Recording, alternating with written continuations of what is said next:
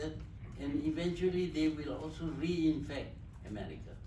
So there is a need for one world.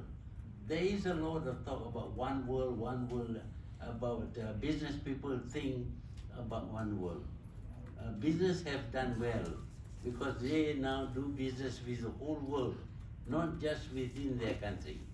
But politically, we still think of different countries and different policies. And worse still, we try to form blocks. Eastern bloc, Western bloc, socialist bloc, capitalist bloc. And when you do that, you mean that you are creating an enemy.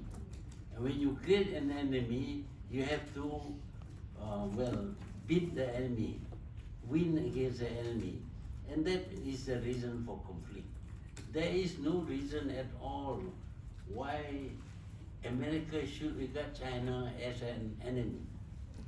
Because China is much closer to Malaysia.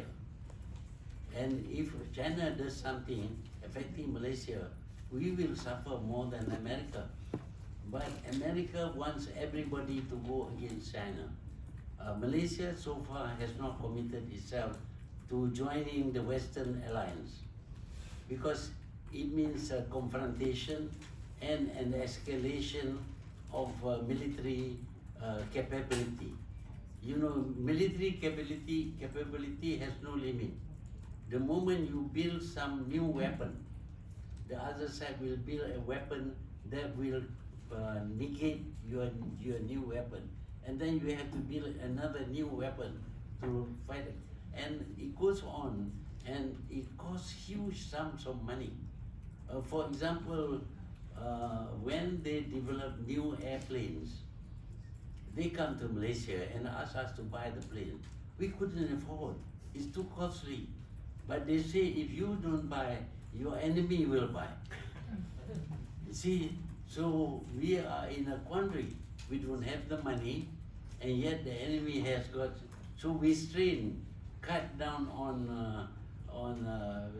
other expenditure and buy airplane. And what do the airplanes do? Just fly around.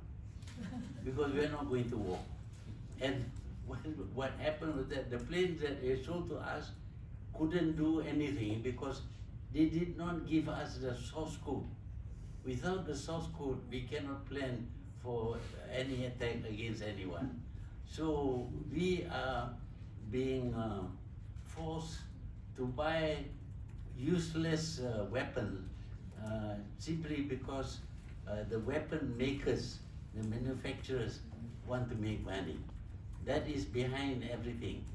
I think the one world government should limit the manufacture of weapons or the development of new weapons. Then I think we'll live in a better world.